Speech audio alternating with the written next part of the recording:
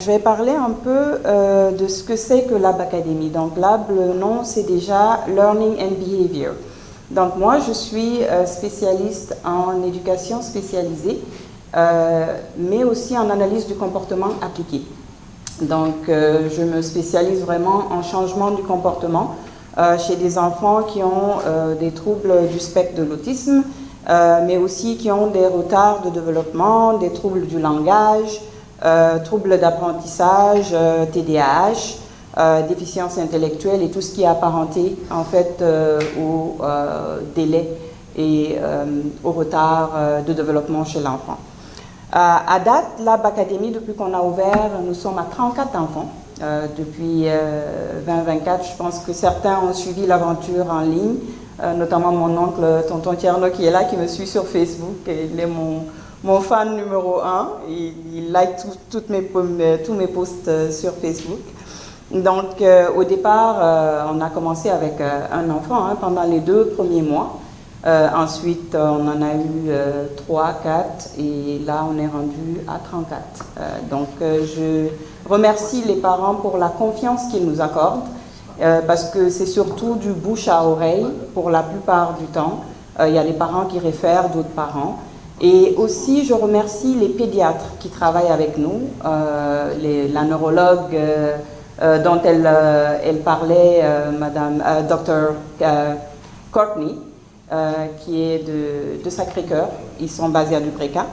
Et elle réfère beaucoup d'enfants aussi. Et beaucoup de ses collègues pédiatres nous envoient des enfants. Donc, merci à toutes ces personnes-là qui sont impliquées dans ce que nous faisons. À date, nous avons formé 16 professionnels. Donc, l'équipe que vous voyez autour de vous sont des éducatrices, mais des éducatrices spécialisées en analyse du comportement. Ils prennent des cours en ligne, ça s'appelle le 40-hour training, et à la fin du training, ils passent des examens. Et donc, à la fin de l'examen, ils doivent aussi apprendre à faire du matériel, parce que ces enfants-là apprennent en touchant, ils n'apprennent pas comme les autres enfants. Donc, ils apprennent à vraiment enseigner de façon pratique et de façon vraiment à ce que les enfants puissent comprendre le contenu de ce qu'ils apprennent. Certaines d'entre elles sont plus anciennes et sont des évaluatrices. Donc, lorsque on vous envoie à Lab et on vous dit « Ok, on vous envoie pour une évaluation », il y en a qui sont des évaluatrices pour ces enfants-là, qui sont formées aussi pour ça. Donc, on fait du dépistage, du diagnostic et du traitement au niveau de Lab Academy. Cette année, on a décidé de monter le niveau d'impact d'un cran. Alors, pour le mois de l'autisme, on s'est donné comme objectif à partir du mois d'octobre de former plus de personnes en dehors de Lab. Parce qu'on s'est rendu compte que Lab Academy, ça pouvait juste accueillir un certain nombre d'enfants et on est très limité. Donc, on a commencé des collaborations avec les écoles et merci à l'ancien ministre, M. Sedi, qui est notre ancien directeur, qui m'a fourni la liste des 500 écoles qui étaient connectées à Internet quand ils ont passé ce projet de connexion à Internet. Donc, on s'est tous attelés à appeler ces écoles-là. Donc, toute l'équipe que vous voyez a pris des samedis et des dimanches à s'asseoir à Lab, composer des numéros, appeler 500 écoles à travers le pays.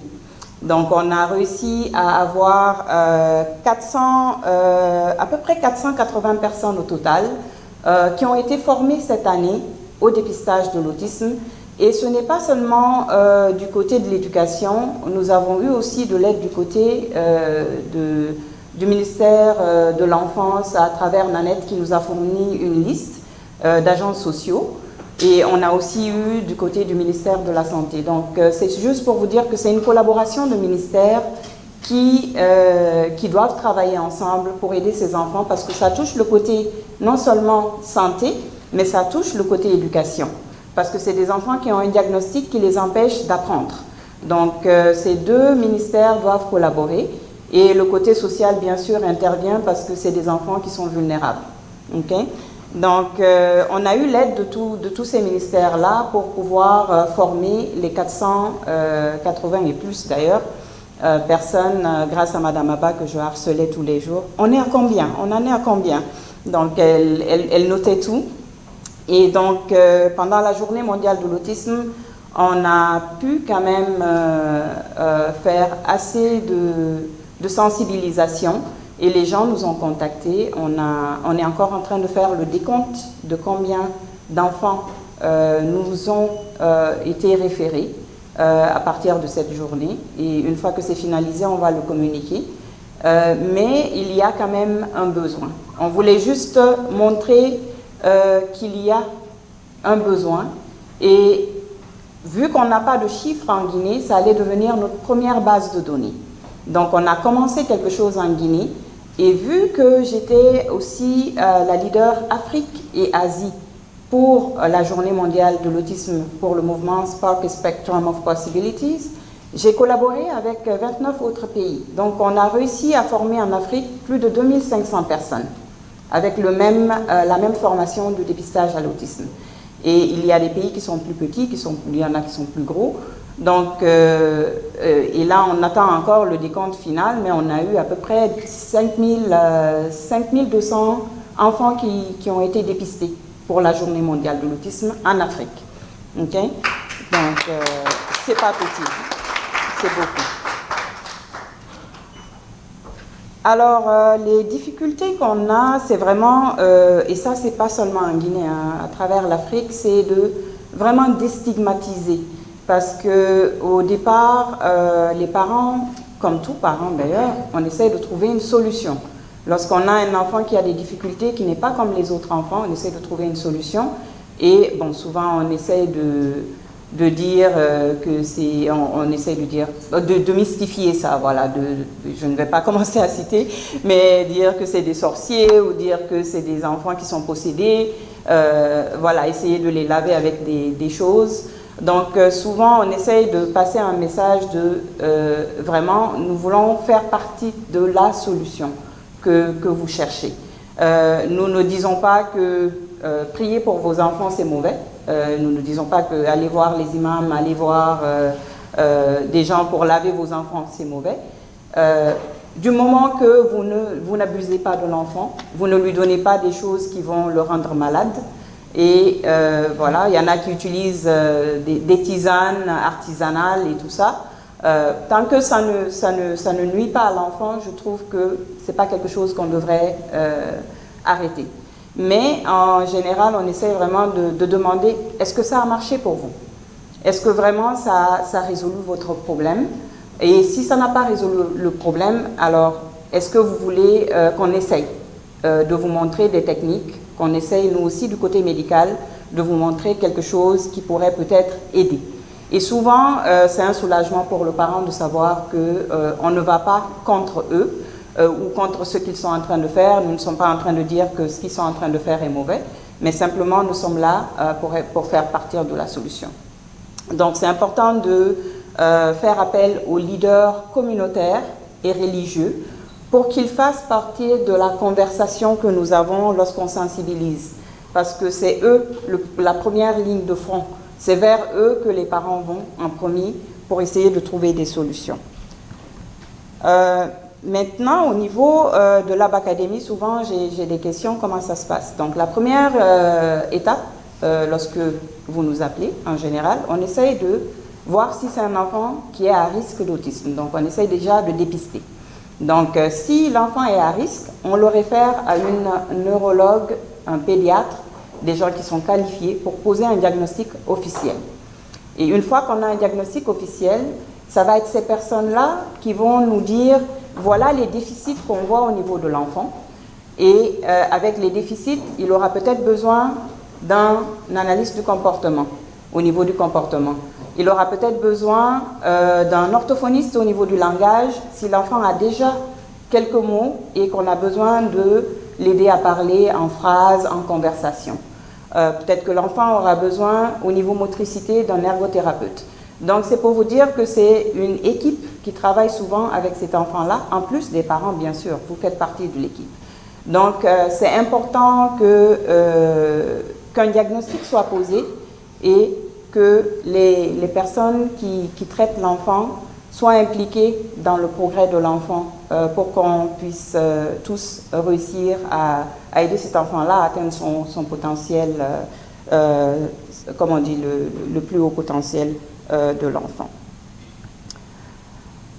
Et donc, au niveau des formations et du renforcement de capacités que nous faisons actuellement, donc là, c'est ouvert à tout le monde, hein, que ce soit des parents, que ce soit des enseignants, que ce soit du personnel médical ou autre. Si vous souhaitez vous former à savoir comment dépister l'autisme, on a un programme qui est ouvert. On veut vraiment étendre les 480 qu'on a formés à un plus grand nombre pour que les gens puissent reconnaître les signes de l'autisme et qu'ils puissent référer plus d'enfants pour qu'on puisse les diagnostiquer et qu'on puisse continuer à aider ces enfants-là. Okay? Donc, ce programme-là est ouvert. Maintenant, il y aura un programme qui va être du côté traitement. Donc, ces éducatrices qui sont formées, on veut former plus d'éducateurs qui sont spécialisés à traiter ces enfants-là.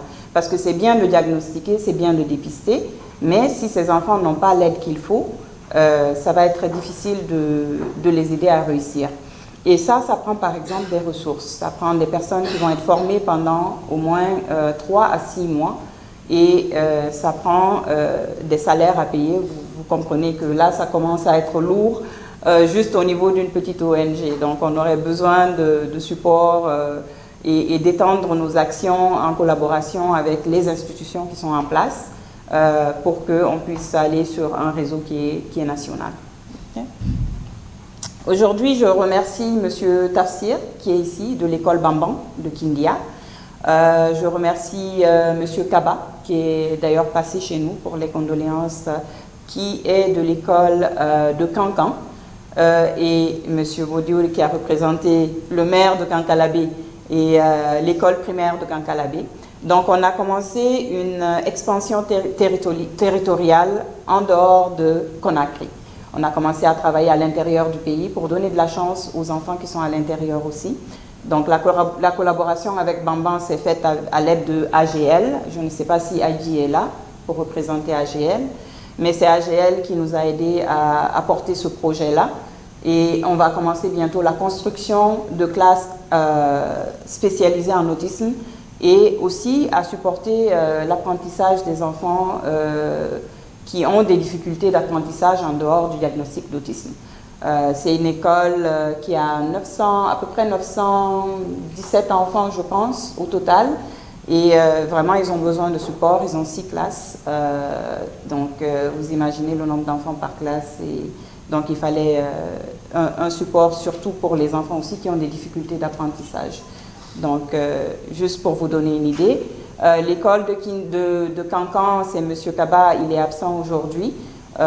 Il est d'une grande aide, il a fait des efforts pour la construction, elle est terminée.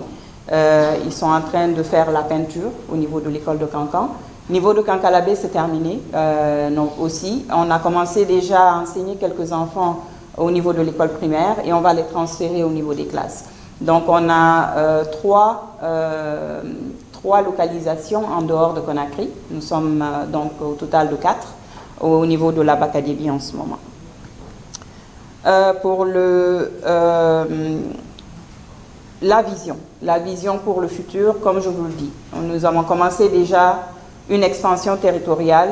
L'objectif serait d'avoir plus d'écoles par région et par préfecture. Donc, nous sommes vraiment ouverts à collaborer avec vous. Je sais qu'il y en a qui sont peut-être de Bokeh, qui sont de Fria, qui sont, je ne sais pas, de Sigiri.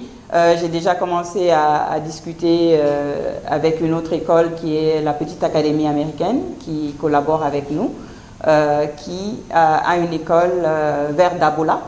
Et donc, ils sont prêts à collaborer avec nous et à nous donner les ressources qu'il faut pour commencer la construction d'une école inclusive dans ce domaine. Donc, c'est un peu ce qui se passe. Donc, si vous avez des connexions dans vos villages, on fait appel à vous. On veut vraiment collaborer avec les écoles primaires de vos villages ou de votre préfecture pour pouvoir étendre le réseau et donner la chance à d'autres enfants qui ne sont pas à Conakry de pouvoir bénéficier de ce support-là.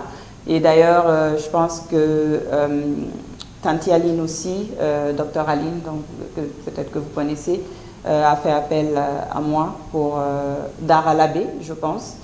Et donc voilà, ça s'étend de plus en plus. Si vous avez des connexions dans vos villages, c'est une occasion de collaborer avec nous.